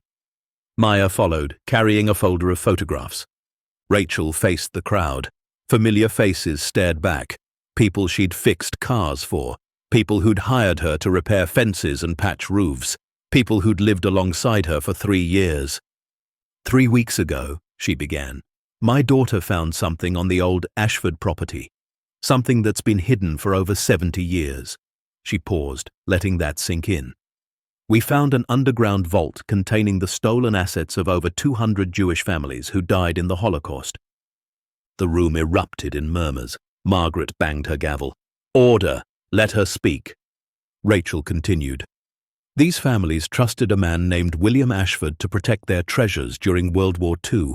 Gold, jewelry, artwork, family photographs, everything they owned. They planned to reclaim it after the war, but they never got the chance. They were murdered, and their belongings have been sitting in that frozen vault ever since. She nodded to Maya, who began passing out photographs. Faces, smiling families, children who would never grow up. William Ashford kept detailed records, journals describing each family, what they owned, what they hoped for. He built that vault to protect their memory until someone could return what was rightfully theirs. Rachel's voice grew stronger, but in March of 1952, William Ashford was murdered. His journals describe being threatened by members of this community who wanted access to the vault, people who saw $200 million in stolen treasure and decided it was worth killing for. That's a lie! Thomas Holloway was on his feet. My grandfather was a respected businessman. He had nothing to do with Ashford's disappearance. Rachel pulled out Dean's laptop and read directly from the journal entry. James Holloway came to my home tonight with an offer. $50,000 to tell them where the assets are stored. When I refused, he threatened me. She looked up. Those are William Ashford's own words, written 2 days before he vanished. The room was dead silent now. For 73 years, Rachel said, the Holloway family has been using shell companies to maintain ownership of that property, to keep people away, to ensure the vault stayed hidden. They've threatened anyone who got too curious. They've covered up a murder and concealed evidence of Holocaust crimes. You have no proof of any of this. Holloway's lawyer stood. This is slander. We will be filing. I have William Ashford's journals. Rachel cut him off. I have photographs of the vault contents. I have documentation from the federal government confirming these are unclaimed Holocaust assets. And I have testimony of threats made against me and my daughter when we discovered the truth. She turned back to the crowd. I know some of you work for the Holloways. I know they employ a lot of people in this town. But ask yourselves, is protecting their secret worth letting those families be forgotten? Is a paycheck worth denying justice to people who suffered unimaginable horror? Maya stepped forward, her small voice carrying in the silence. We found pictures of kids just like me, kids who loved their families and played with toys and went to school. Then bad people took everything from them, even their names, even their memories. She held up a photograph of a little girl, maybe 7, smiling in a white dress. This is Sarah Weiss. She died at Auschwitz when she was 8 years old, 1 year older than me. Her family's candlesticks are in that vault. Her grandmother's wedding ring is in that vault. Doesn't she deserve to be remembered? Tears were streaming down faces throughout the room. Even Margaret Chen wiped at her eyes. Thomas Holloway stood slowly. This is an emotional appeal designed to manipulate you. Yes, the Holocaust was a tragedy, but that doesn't give this woman the right to destroy my family's reputation with baseless accusations. Are they baseless? The voice came from the back of the room. Everyone turned. Sheriff Dale Morrison stood in the doorway, his uniform pressed, his face grave. He walked down the center aisle, and Rachel saw he was carrying an old file box. I've been sheriff of this county for 22 years, Morrison said. My father was sheriff before me, and his father before him. He set the box on the council table. Yesterday, after the federal investigation began, I went through my grandfather's old files. Files from 1952. He opened the box and pulled out a folder. This is the investigation report into William Ashford's disappearance. It was closed after 3 days.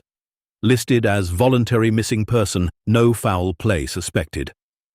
He held up another document. But this is a note my grandfather wrote and never filed.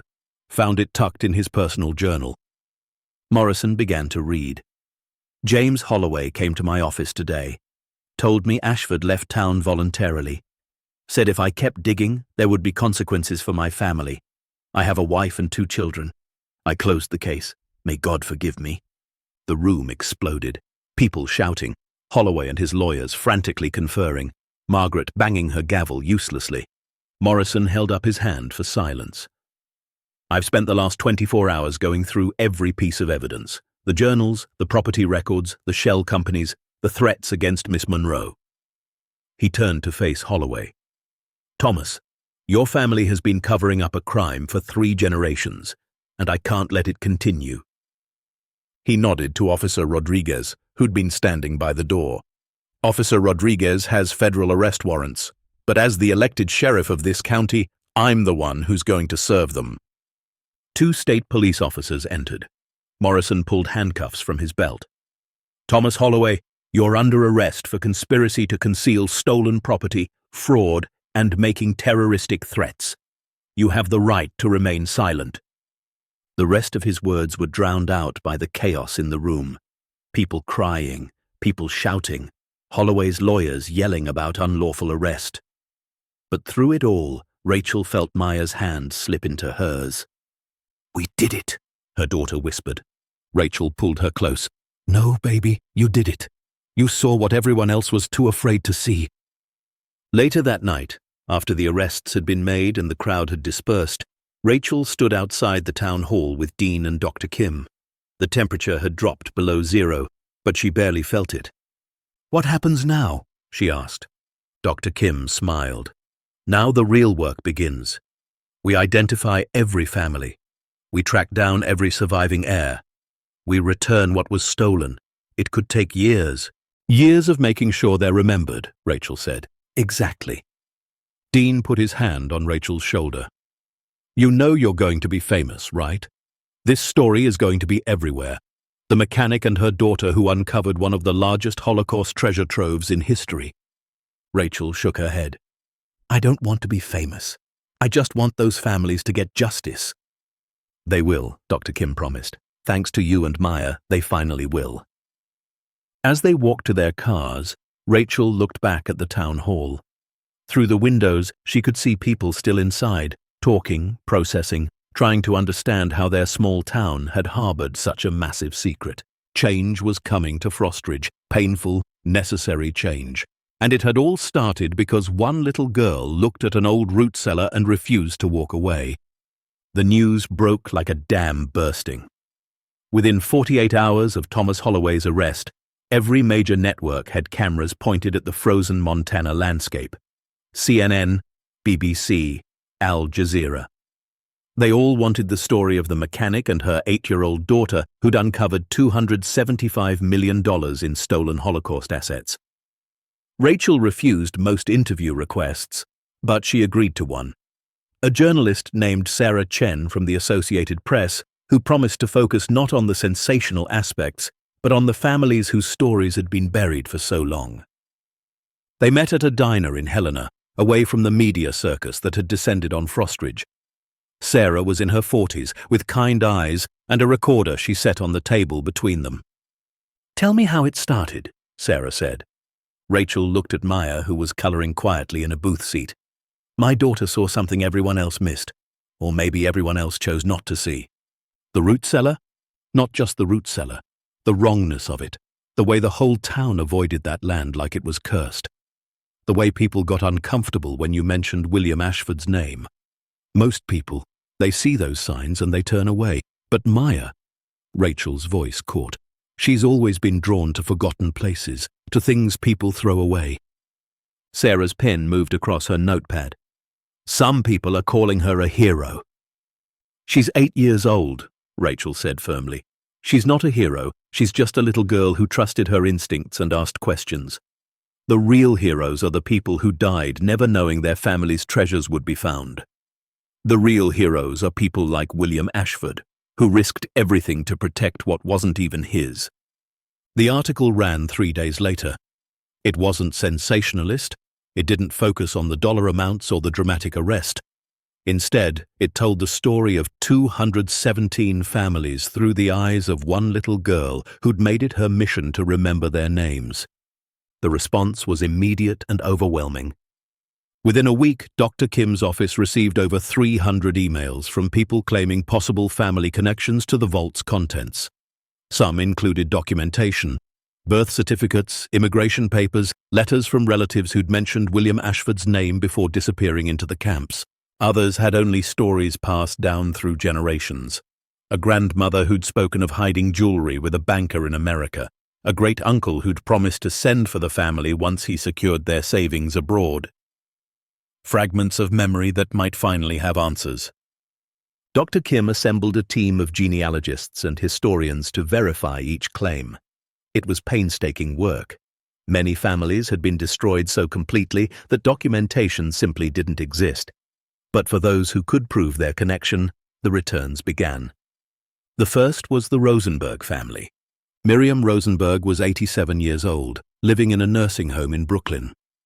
Her parents had died at Treblinka when she was 6. She'd been smuggled out of Poland in 1939 by a Christian family who'd raised her as their own. She'd always known she was Jewish, had always known her birth parents had died, but she'd never known what became of her family's estate. When Dr. Kim called to tell her that her grandmother's diamond bracelet, her mother's wedding ring, and a collection of family photographs had been found in Montana, Miriam wept so hard she couldn't speak. Rachel received a letter from her 2 weeks later. It was written in shaky handwriting on flowered stationery. "Dear Rachel and Maya," it read, "I am 87 years old, and I have lived my whole life with a hole in my heart where my family should be. I have no photographs of my mother, no keepsakes from the life before, just memories that fade more each year. But now, because of you, because of your courage and your daughter's brave heart, I will hold my mother's wedding ring. I will see her face in photographs I never knew existed. You have given me back my past. You have given me back my family. There are no words big enough to thank you, but I will try every day for the rest of my life. With all my love and gratitude, Miriam." Rachel read the letter to Maya that night, both of them crying. "This is why we did it," Rachel said. "This right here. Not the money or the media attention. This." Maya carefully folded the letter and added it to a box she'd started keeping. A box of letters from the families. Letters that were piling up day by day. But not everyone in Frostridge was celebrating. The town had split almost down the middle. Half saw Rachel and Maya as heroes who'd exposed a terrible wrong. The other half saw them as troublemakers who'd destroyed the Holloway family and thrown the town's economy into chaos. Holloway's auto had closed. 43 people were out of work. Related businesses that depended on the auto shop were struggling. And Thomas Holloway's wife and children, who'd known nothing of their family's dark history, were facing bankruptcy and social ostracism. Rachel understood their anger even as it hurt. She'd taken away their certainty, their comfortable ignorance. Change was never easy, especially when it came wrapped in shame. One afternoon in late January, she returned to her rental house to find someone had spray-painted "Traitor" across her garage door. Maya saw it through the truck window and went very quiet. "It's okay, baby," Rachel said, though her hands were shaking. "Some people are angry. They'll get over it." "Will they?" Maya asked. Rachel didn't have an answer. That night, Sheriff Morrison called. "I've increased patrols past your house, and I'm assigning an officer to escort Maya to and from school until things settle down." "Is it that bad?" Morrison sighed. "There's a vocal minority making threats. Most people support what you did, but the ones who don't are getting louder. Just be careful. Lock your doors, and call me if anything else happens." Rachel hung up, feeling sick. She'd known there would be consequences. But threatening an 8-year-old child? That was something she hadn't anticipated. She was sitting at the kitchen table, trying to figure out their next move, when there was a knock at the door. Rachel tensed, her hand moving to the baseball bat she now kept by the entrance. "Who is it?" "Margaret Chen. From the town council. Can I come in?" Rachel opened the door cautiously. Margaret stood on the porch, holding a casserole dish, her expression apologetic. "I know things have been hard," Margaret said. "I wanted you to know that not everyone blames you. In fact, most of us are grateful. What the Holloway family did, what this whole town did by staying silent, it was wrong. You had the courage to make it right." Rachel felt tears prick her eyes. Thank you. Margaret handed her the casserole. There's a group of us organizing. Business owners, parents, community leaders. We're calling ourselves the Frostridge Truth and Reconciliation Committee. We want to help educate the town about what happened, about the Holocaust, about William Ashford, about why this matters. That's wonderful. And we want Maya to be involved, if she's willing. We think hearing from her, from a child's perspective, might help people understand why looking at hard truths is important. Rachel glanced back at Maya, who'd been listening from the living room. Her daughter nodded eagerly. She'd like that, Rachel said. The Truth and Reconciliation Committee held its first public forum in mid-February. Over 200 people packed into the Frostridge Community Center to hear historians explain the Holocaust, to see photographs from the vault, to learn the stories of the families whose treasures had been hidden beneath their town. Maya spoke last. She stood on a small platform so people could see her over the podium, her voice clear and steady. When I first saw the root cellar, I didn't know what it was, she said. I just knew it was special, that someone had built it for a reason, and I wanted to know what that reason was. She paused, looking out at the crowd. A lot of grown-ups told me to leave it alone. They said it was dangerous or cursed or none of my business. But I kept thinking about all the old places in town that people ignore. The abandoned houses, the closed-down shops, the cemetery nobody visits anymore. All those places have stories. All those places matter. Just because something is old or forgotten doesn't mean it's not important. An elderly man in the front row wiped at his eyes. The families in that vault, they were forgotten too. For 70 years, nobody remembered their names. Nobody knew what happened to their treasures. But now we know. Now we can tell their stories. Now we can make sure they're never forgotten again. Maya held up one of the photographs from the vault. A family of 5 standing in front of a bakery, flour dusting their aprons, smiles wide. This is the Lieberman family. They owned a bakery in Vienna. They loved music and books and taking walks in the park on Sunday afternoons. They died at Auschwitz, all 5 of them. But because of the vault, because someone cared enough to look, we know they existed. We know they mattered. She set the photograph down gently. That's why we can't ignore hard things. That's why we have to look even when it's scary. Because every forgotten place, every hidden story, every person we choose not to remember, they all matter. And sometimes the smallest person in the room is the one who can see that most clearly. The standing ovation lasted 3 full minutes, and when it ended, the man in the front row approached Maya with shaking hands. "My father," he said, voice breaking. "He was at Dachau. He survived, but he never talked about it, never wanted to remember. But I think he'd be proud of you, for making sure we don't forget." By March, the asset returns were happening regularly. Dr. Kim had verified 83 family connections with sufficient documentation. Gold and jewelry were being liquidated through proper legal channels, with proceeds going to verified heirs. Artwork was being authenticated and returned to museums or families. And the photographs, those precious, irreplaceable photographs, were being digitized and shared with descendants around the world. Rachel received letters almost daily now, from Israel, from Australia, from Argentina, from every corner of the globe where survivors and their children had scattered. One letter came from Tel Aviv. It was written in both Hebrew and English, the English portion shaky but heartfelt. "My name is Ruth Weiss. I am 91 years old. My mother was Sarah Weiss, who died when I was a baby. I have lived my entire life with only one photograph of her, taken when she was young. But now, because of the vault, I have received 3 more photographs. Pictures of my mother holding me as an infant. Pictures of my grandparents I never knew. And my mother's wedding ring, which I will wear every day until I die. I am crying as I write this. Happy tears, grateful tears. Thank you for giving me back pieces of my family I thought were lost forever. May God bless you and your daughter always." Rachel read the letter to Maya, then carefully added it to the growing collection. The box was nearly full now, overflowing with gratitude from people they'd never meet, but whose lives they'd touched profoundly. "Mama," Maya said one evening as they sorted through the latest batch of letters, "what's going to happen to the vault after they take everything out?" Rachel had been wondering the same thing. The federal investigation would eventually conclude. The assets would be distributed. And then what? Would the vault be sealed again? Forgotten again? She called Dr. Kim the next morning. "I've been thinking about the vault's future," she said, "about what happens after the restitution is complete." "Funny you should mention that," Dr. Kim said.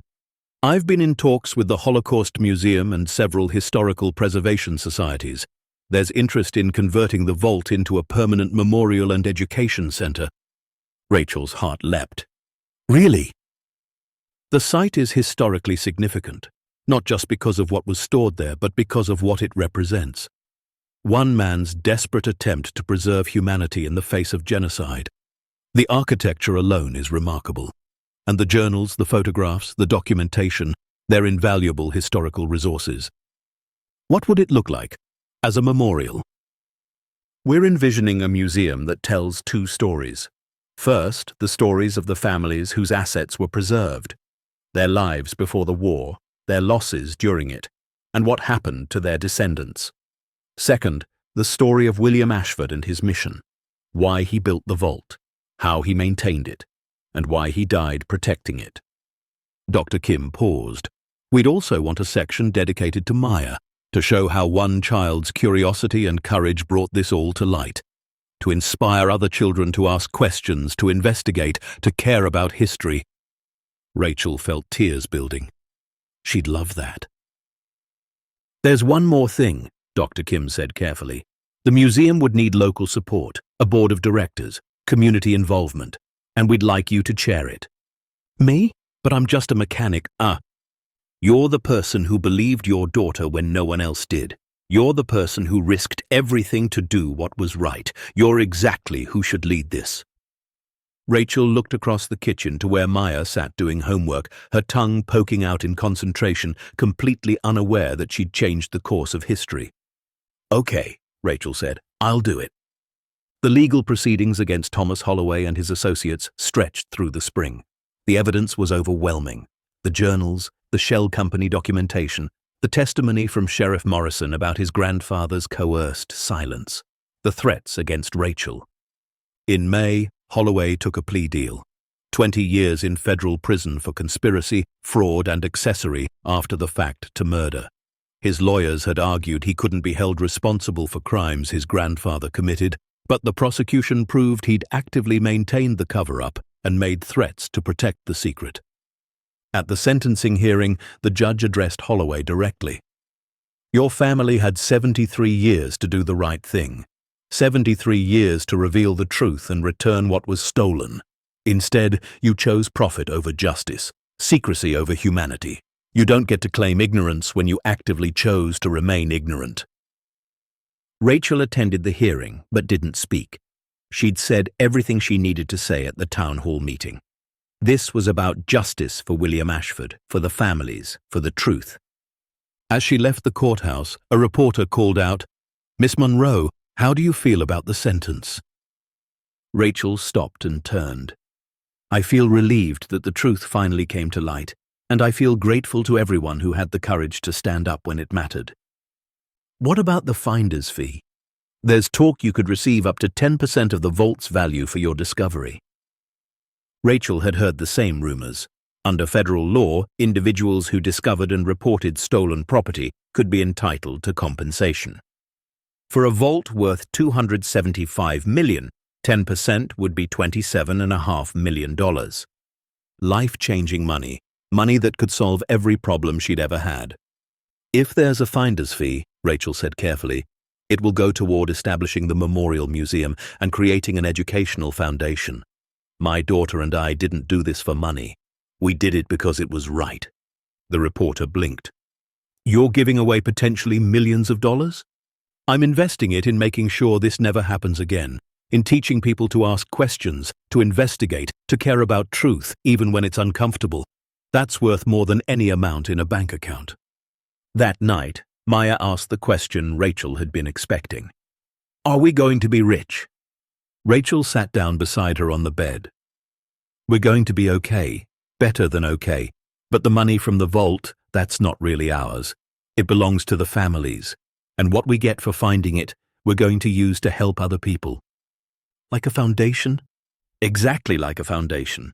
We'll help kids who see things others miss, kids who ask hard questions, kids who want to investigate history and uncover truth.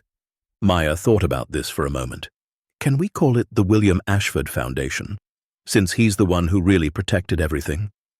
Rachel felt her throat tighten. That's perfect, baby. That's absolutely perfect. By summer, the vault had been emptied of its original contents and was being converted into a museum space. Architects worked to preserve the original structure while making it accessible and safe for visitors.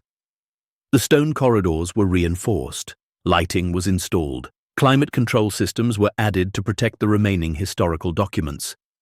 Rachel worked with Dr. Kim and a team of museum designers to create exhibits that honored both the victims and the rescuer. The main chamber became a memorial hall with photographs of all 217 families displayed along the walls. Each photograph was accompanied by a brief biography, a list of what had been stored in their name, and information about any surviving descendants. The second chamber housed William Ashford's story. His journals were displayed under protective glass. Visitors could read his entries, trace his journey from banker to guardian, understand the terrible choice he'd made and the price he'd paid. The third chamber became an education center focused on Holocaust history and the ongoing work of asset restitution. Interactive displays explained how stolen property was tracked, how claims were verified, how justice could still be served decades after crimes were committed. And in a small alcove off the main entrance, there was a new exhibit. Photographs of Maya at age 8, standing beside the root cellar on that first snowy day. Her notebook with the carefully written family names. The drawings she'd made before they ever entered the vault. The exhibit was titled The Courage to Look, How One Child Changed History. The museum opened in October, on what would have been William Ashford's 135th birthday. Over 500 people attended the dedication ceremony, including descendants of 15 of the families whose assets had been stored in the vault. Among them was Ruth Weiss, who had flown from Israel despite her age and fragile health. She walked slowly through the memorial hall using a cane, stopping at each photograph, whispering names like prayers. When she reached the photograph of her mother, young Sarah Weiss, smiling in a white dress, Ruth broke down completely. Rachel and Maya stood nearby, not interfering, just bearing witness to grief and gratitude too large for words. Finally, Ruth turned to them. She wore her mother's wedding ring on a chain around her neck. Her hands shook as she reached for Maya. "Thank you," she whispered in accented English. "Thank you for remembering. Thank you for caring. Thank you for being brave." Maya hugged her, this tiny 8-year-old embracing a 91-year-old woman who'd waited a lifetime to know her mother's face. And in that moment, Rachel understood that they hadn't just uncovered treasure, they'd uncovered connection. They'd proven that even 70 years later, even across oceans and generations, love persists, memory persists, truth persists. The William Ashford Foundation officially launched in November with an initial endowment of $22 million.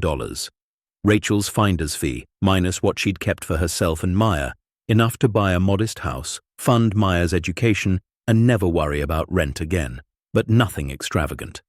The foundation's mission was simple: to support young people who demonstrated curiosity, courage, and commitment to uncovering historical truth. It offered scholarships for students studying history, archaeology, and investigative journalism. It funded youth-led historical preservation projects, and it provided resources for schools teaching difficult histories like the Holocaust, slavery, and genocide. Maya, now 9 years old, served on the advisory board. She was the youngest board member in the foundation's history, but nobody questioned her place there. She'd earned it. In February, Maya's school asked her to give a presentation for 4th and 5th graders about her experience. She stood in front of 90 children, some her age, some older, all watching her with wide eyes. "I want to tell you a story," Maya began, "about why it's important to look at things other people ignore. She showed them photographs from the vault, not the treasures, but the faces, the families. "These people died a long time ago," she said, "before my grandparents were even born. Most people forgot about them, but they were real. They had jobs and families and favorite foods and things that made them laugh. They were just like you and me." She paused, making eye contact with the children. "And for 70 years all their stuff was buried underground where nobody could see it.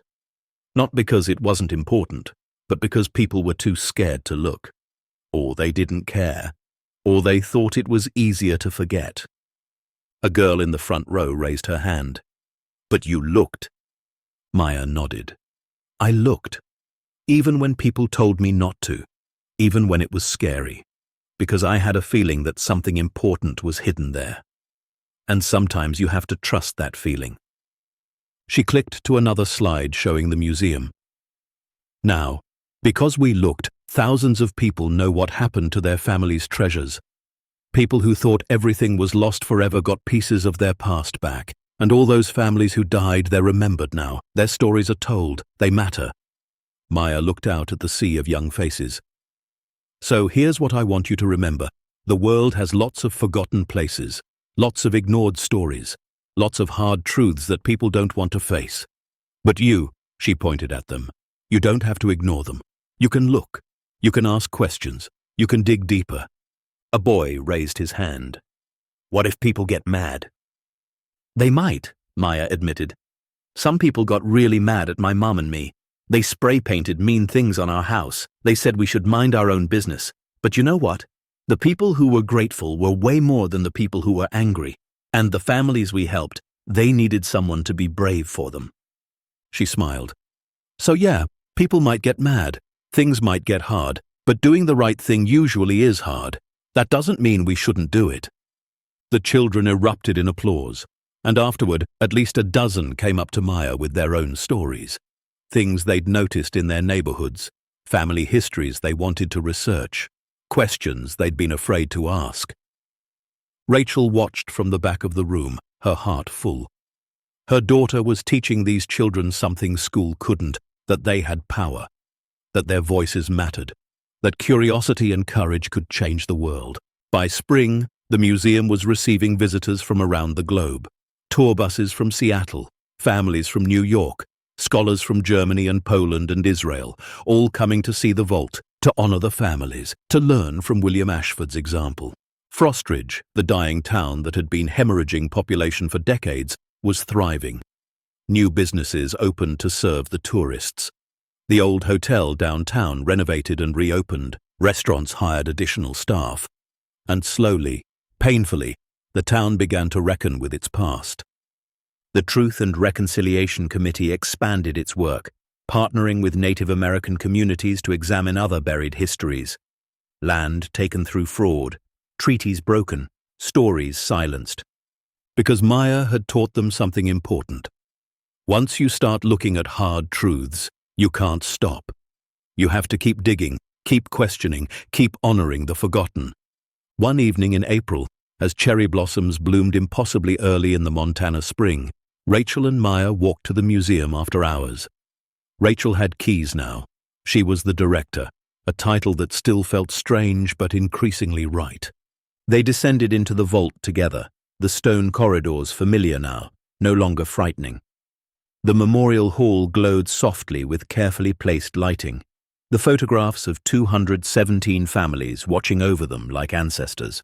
Maya stopped at the photograph of Sarah Weiss, the little girl in the white dress. "Do you think they know?" she asked. "The people who died. Do you think they know we found them?" Rachel put her arm around her daughter's shoulders. "I like to think they do. I like to think William Ashford knows too. That somewhere, somehow, he knows his mission succeeded. That the families were remembered. That justice finally came." They stood in silence for a moment, surrounded by faces and stories and memories made tangible. "Mama," Maya said quietly, "I'm glad we didn't listen to the people who said to stop looking." "Me too, baby. Me too." They walked slowly through the exhibits, Rachel pointing out new additions, Maya reading plaques she'd memorized. In the education center, a group of photographs showed the asset return ceremonies. Descendants receiving their families' belongings, tears and embraces and moments of profound connection across time. At the very end of the exhibit was a quote from Ruth Weiss, printed large on the wall. "They tried to erase us from history. They burned our homes, destroyed our communities, murdered our families. They thought if they took everything, we would be forgotten. But they were wrong. Because of people like William Ashford, like Rachel and Maya Monroe, we are remembered. Our stories live, our love persists, and that is the greatest treasure of all." Rachel read it aloud, her voice breaking on the last words. Maya slipped her hand into her mother's. "We did good, didn't we, Mama?" "Yeah, baby, we did real good." As they climbed back up to the surface, back to the Montana evening where stars were beginning to emerge in a darkening sky, Rachel thought about the journey that had brought them here. From a struggling mechanic barely making rent to the director of a museum visited by thousands. From a little girl drawn to a frozen mound of earth to a young advocate teaching children to trust their instincts. None of it had been easy, none of it had been safe, but all of it had been worth it. Because sometimes the most important discoveries aren't made by experts or authorities or people with power. Sometimes they're made by single mothers with grease under their nails and 8-year-old girls who refuse to ignore what everyone else finds too uncomfortable to see. Sometimes the smallest voices carry the biggest truths, and sometimes, just sometimes, having the courage to look at what others turn away from can change not just your life, but the lives of thousands you'll never meet. Rachel locked the museum door behind them and pocketed the keys. Tomorrow, more visitors would come. More descendants would find pieces of their past. More children would learn that their curiosity matters, that their questions have power, that they don't have to accept the world as it's presented to them. But tonight it was just Rachel and Maya, walking home under the Montana stars, two ordinary people who'd done something extraordinary simply by refusing to walk away. "Hey, Mama," Maya said as they reached their car. "Next year, for the science fair, I was thinking about investigating that old mine shaft on the north edge of town. People say it's just collapsed, but I have a feeling there might be something interesting down there." Rachel laughed, a sound full of joy and exasperation and fierce pride. "Of course you do, baby. Of course you do." Because that was who her daughter was, a seeker of forgotten places, a rememberer of lost stories, a child who understood that the world was full of buried truths just waiting for someone brave enough to uncover them. And Rachel? She was the mother who would stand beside her daughter every step of the way, no matter how deep they had to dig, no matter how hard the journey became. Because that's what love looked like. That's what courage looked like. That's what it looked like to change the world. Anyone can change history if they're brave enough to investigate what others dismiss and strong enough to speak truth when the powerful demand silence. Because for Rachel and Maya Monroe, a 75-cent root cellar and a frozen winter morning became the beginning of something far greater than treasure. It became a reminder that justice delayed is not justice denied, that memory is the most powerful form of resistance, and that sometimes the smallest hands uncover the biggest truths. Their story proved that you don't need wealth or power or authority to make a difference.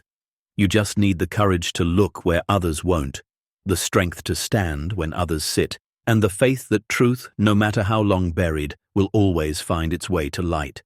The end. Up next, 2 more powerful stories of courage and hidden truths. Click to keep discovering with us, and don't forget to hit subscribe if you believe children's curiosity can change the world.